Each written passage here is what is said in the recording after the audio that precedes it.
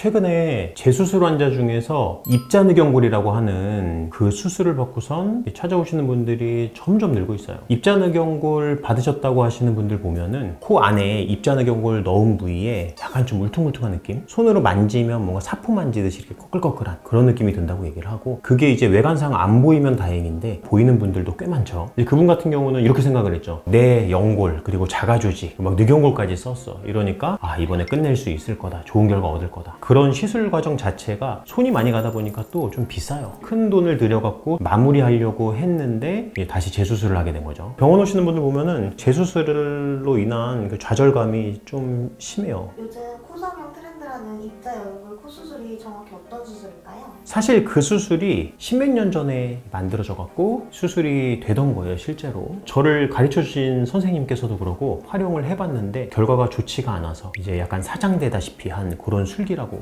볼 수 있어요. 일단 문제가 여러 가지가 있었죠. 지금 얘기했던 그 울퉁불퉁한, 그게 막 만져지기도 하고 이런 문제. 콧대는 생각보다 피부가 얇아요. 안에 연골 골격이 이렇게 만져지거든요. 다 그런 울퉁불퉁함이 있을 때 외관상 보이기도 하고 만져지는 이상한 느낌 때문에 싫어하는 분들이 많았고, 또 하나는 생착률 관련된 거. 귀연골을 이식할 때도 부드러운 굴곡을 만들기 위해서 으깨기도 한단 말이에요. 왜냐면 그냥 연골을 쓰면 원래 가지고 있는 형태가 유지되니까는 내가 원하는 모양이 안 나와. 그래서 그거를 원하는 모양을 만들려면 부분 이렇게 으깨가면서 모양을 잡아주는데, 으깬 부위도 생착률이 떨어진다고 얘기를 해요. 거의 입자식으로 갈아버린 그 연골이 생착이 잘 될 거냐 이거예요. 그러다 보니까 흡수율이 높죠. 진피를 안 쓰는 것 중에 하나가 진피의 생착률 변수가 사실 문제가 되거든요. 미용이라는 거는 원하는 목표를 딱 달성을 시켜드려야 되는데 예측성이 떨어져. 그걸 어떻게 미용수술 재료로 쓰냐 이거야. 예측성 떨어지고 울퉁불퉁하고 모양이 안 좋기도 하고 미용적으로 쓸만한 재료가 아닌 거죠. 그래서 이제 슬슬 안 쓰게 됐던 건데, 그게 새로운 방법인 것처럼 또 많이 사용하고 있단 말이에요. 만약에 그 술기가 문제를 해결할 수 있는 방법이 만들어진 상태에서 쓰여지는 거면은 괜찮은데, 그냥 옛날에 했던 거랑 똑같이 해갖고 똑같은 실패를 거듭하는 거라면은 지금 그 수술 받는 분들은 피해자죠. 일종의 피해자라고 볼 수 있어요. 주사기로 주입하는 방식도 있던데 자가조직이랑 간단한 수술이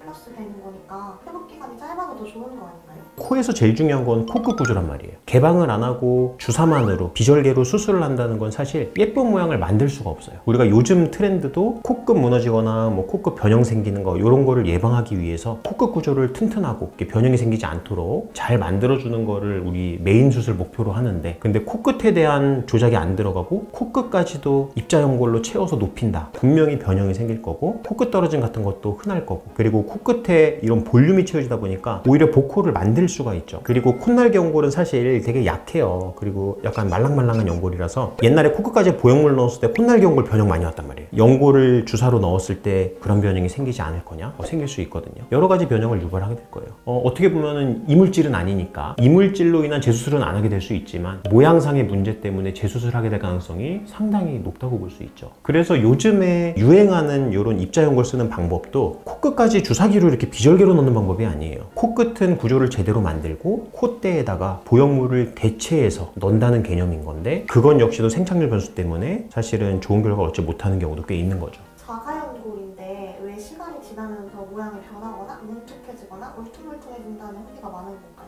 연골이라는 거는 원래 이 생착 과정이 일반적인 조직하고는 조금 다를 수 있어요. 왜냐면 연골에는 혈관이 없단 말이에요. 혈류라든지 연골을 살리는데 필요한 물질들이 확산하듯이 이렇게 공급이 돼야 되는데, 확산을 받을 수 있는 그런 접촉이 깨지게 되면은 영양 공급이 제대로 안 되면서 조직이 죽을 수도 있는 거죠. 우리가 늑연골을 통연골로 이식을 해도 이 연골의 변두리 부분은 다 생착이 되는데 중앙 부분은 생착이 안 돼서 가운데 이 심지 같은 부위에 석회화되듯이 이렇게 일부 생착이 안 된 이런 연골이 발견되기도 하는데, 이게 이제 생착 과정을 이제 이야기해주는 그런 증거 중에 하나예요. 근데 이렇게 확산식으로 혈류가 공급돼야 되는데 얘들을 막 으깨고 중간에 이제 공간들이 많이 있겠죠. 그게 생체형 본드가 될 수도 있고 뭐 혈액 성분이 될 수도 있고 뭐 혈종일 수도 있고, 이런 것들이 이제 채우고 있으면은 입자로 만든 연골들이 생착이 제대로 될 거냐 이거예요. 그러다 보니까는 생착이 잘 안 돼 갖고 그런 연골들이 좀 분해되고 흡수되고 이런 과정을 거치면서 이제 볼륨이 변해버리죠. 그러다 보니까 울퉁불퉁함이 생기고 심한 굴곡이 생기기도 하고 그러는 거예요. 연골을 잘게 가루로 만들면 세균 변식이 더 쉽다던데 그럼 염증도 잘 생긴 거 아닐까요? 그럴 수 있다고 볼 수 있죠. 사실은 의사들이 논문을 쓰는 것 자체가 명확한 목표가 있어야 되거든요. 그 목표라는 게 내가 하는 술기에 장점을 밝히기 위해서 하는 논문들이 훨씬 많단 말이에요. 그러다 보니까 단점을 부각시키는 논문은 별로 없어요. 다른 술기에 단점을 부각시키기 위해서 왜 논문을 쓰냐 이거예요. 그러다 보니까는 이제 근거로 사용할 만한 논문들이 없어서 입자 연고를 쓴 논문들을 보면은 그 차이가 없다고 나올 수도 있는데 사실은 이게 통계란 말이에요. 그게 100% 정확하다 이렇게 얘기할 수는 없는 거거든요. 통계 대상을 정할 때 여러 가지 오류들이 발생할 수 있잖아요. 그러다 보니까 우리가 임상적인 이런 경험에 좀 의지할 수밖에 없는데 조직을 수술하면서 조직에 빈 공간이 있으면 조직액이나 혈액 같은 게 이제 배어 나와갖고 거기 찰 수 있단 말이에요. 이거를 부작용의 원인 중에 하나라고 얘기를 하고 데드스페이스라고 부르는 공간인데 그 공간을 채우려고 노력을 하거든요. 세균 이런 실험 같은 거 할 때 배지를 쓰잖아요. 거기에다가 이제 세균을 붙여갖고 일정 기간 두면은 거기서 증식을 하죠. 혈액이 고여 있다는 게 이제 그런 배지 같은 역할을 할 수 있다고 그래서 혈종이나 이렇게 조직액이 고이는 공간 그리고 뭐 데드스페이스 이런 것들이 염증의 원인이라고 얘기를 해요. 그게 일반적인 얘기예요. 근데 우리가 연고를 입자식으로 막 갈아갖고 안에다가 채운다. 그러면은 그 안에 데드스페이스 이런 빈 공간이 없겠냐 이거예요. 그 공간에 균이 들어가게 되면은 되게 살기 좋은 환경이 되면서 염증으로 이어질 수 있겠죠. 일반적인 관점에서 봤을 때는 이 이식 수술을 할 때 빈 공간이 생기는 그런 술기들이 염증을 높이는 그런 원인이 될 수 있다고 얘기를 해요. 입자연골이 안에서 문제를 일으켰을 때 실리콘보다 제거하기 훨씬 더 힘들다고 하던데 왜 그러는 걸까요? 조직은 우리가 생착되는 과정에서 이 주변 조직이랑 결합을 해요. 결합 조직으로 인해서 결합을 하게 되고 결합 조직을 물론 뜯어낼 수는 있어요. 그래서 이식된 연골, 그런 통연골이나 비중격 같은 이런 연골들도 다 주위 조직이랑 결합이 돼 있어요. 근데 결합을 이렇게 뜯어내면은 이렇게 깔끔하게 잘 뜯어지죠. 근데 문제는 그 결합 조직과 결합되는 연골들이 눈에 보이지도 않을 정도로 가는 입자라는 게 문제예요. 입자다 보니까는 그 결합 조직을 깔끔하게 뜯어내기가 어려워요. 그 입자들이 조직 안에 막 파묻혀 있고 각각 이 개별적으로 조직하고 막 결합이 돼 있다 보니까는 우리가 통연골은 연골면을 따라갖고 이렇게 쑥 박리하면은 그대로 깔끔하게 떨어지거든요. 입자 연골은 그거를 완벽하게 제거하려고 노력을 하다 보면은 안 그래도 콧대 쪽은 피부나 조직이 굉장히 얇거든요. 그 얇은 조직에 파묻혀 있는 연골 입자를 제거하려고 긁어내다 보면 잘못하다가 피부 손상, 뭐 혈류 손상 받아서 피부 괴사될 수도 있고 이런 문제들이 생길 수 있으니까 과도하게 제거를 할 수 없는 거예요. 실리콘 장점 중에 하나가 실리콘 주위에 캡슐이 생기면서 일단 깔끔하게 제거돼. 그리고 이 캡슐의 볼륨이 오히려 연조직을 좀 보강해주는 역할을 해서 활용하기도 하거든요. 옛날에 고어텍스라는 보형물도 많이 썼는데 이게 장점도 있어요. 조직이 자라 들어가면서 좀 단단한 결합이 돼서 이동도 안 하고 그리고 조직 친화적이라고 얘기하죠. 조직이 막 자라 들어가니까. 근데 문제는 제거할 때 제거가 잘 안 되고 주위 조직을 이렇게 물고 떨어지고 이러다 보니까 조직이 막 울퉁불퉁해지기도 하고 제거가 너무 얇게 되면서 피부 혈류 문제 생기기도 하고 이런 문제들 때문에 사용을 안 하게 된 거거든요. 이 입자연골도 고어텍스와 비슷한 문제를 자가 조직에서 가지고 있는 거라고 생각하면 돼요. 콧대 재료, 실리콘, 진피, 입자연골, 통능연골 중에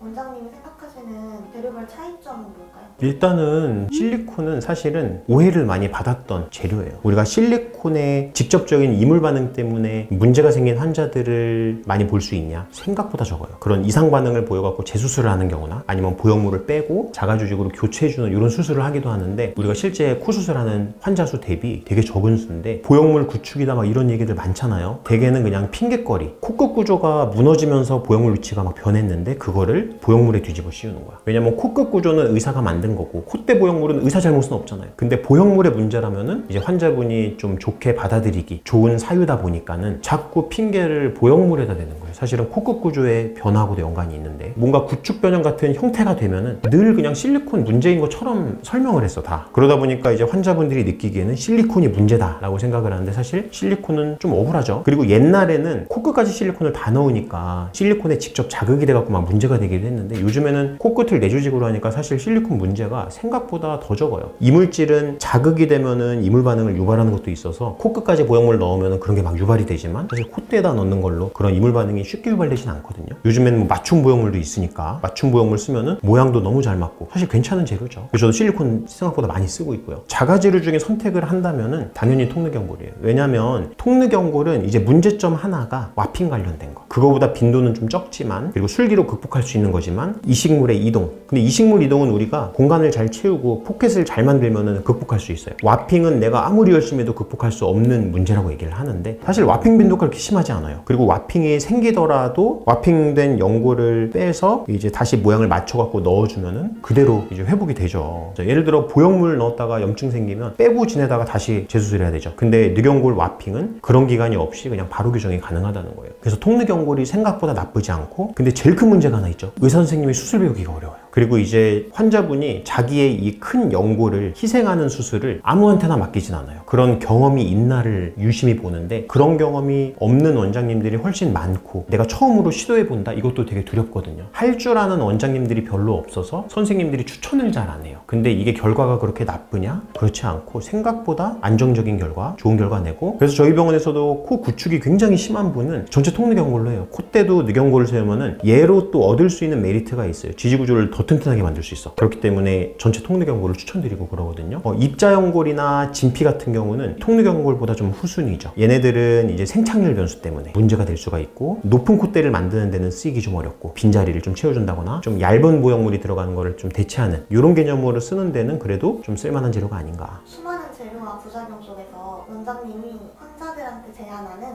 가장 안전하고 확실한 최선의 수술 기준이 뭘까요? 무조건 자가조직 쓰라예요. 사실 콧대도 자가조직 쓰면 좋긴 해요. 물론 자가조직이 재수술을 뭐 0%로 만든다는 개념은 아니에요. 하지만 똑같이 재수술을 하게 되더라도 문제 있는 과도기를 좀 없앨 수가 있고, 일단 생착에 대해서 좋은 결과를 얻으면 평생 쭉 갈 수 있는 재료이기 때문에 자극 갈까봐 좀 신경 쓴다거나 이런 거 없어도 되고, 안정적인 면 때문에 추천을 드려요. 환자분 만족도도 꽤 높은 편이에요. 쉽게 권하긴 좀 어렵지만 안정적인 면에서 추천을 한다면은 다 자가조직을 써라.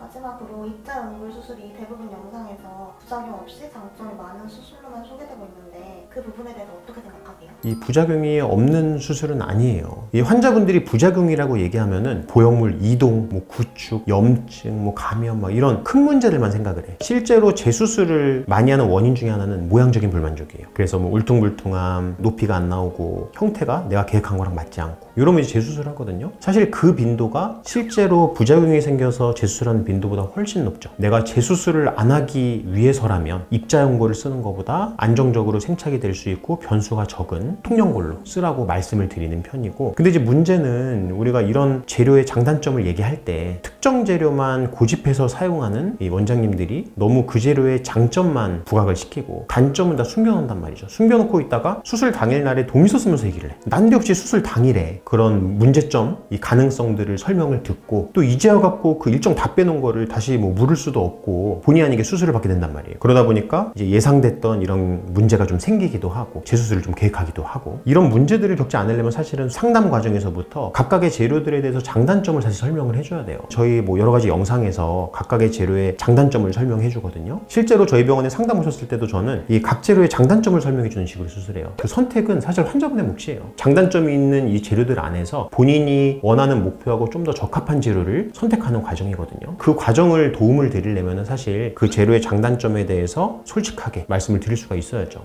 그래서 오늘 이렇게 여러 가지 얘기를 했지만 사실 입자연골이 아직 저는 시작이라고 생각을 해요. 예전에 인공재료를 처음으로 막 쓰기 시작했을 때도 처음에 한 3, 4년은 좋다고 그러고 많이 썼어요. 근데 그게 이제 3, 4년 뒤부터는 실제 문제 환자들이 생기면서 사장되는 술기가 돼버릴 수도 있어요. 그런 재수술을 좀 더 많이 경험해본 의사의 말도 참고해서 수술을 결정했으면 좋겠는 그런 바람이에요. 입자늑연골이 재수술하기 좀 힘들어요. 그러다 보니까 요 점 좀 염두해 줬으면 좋겠다는 생각을 합니다.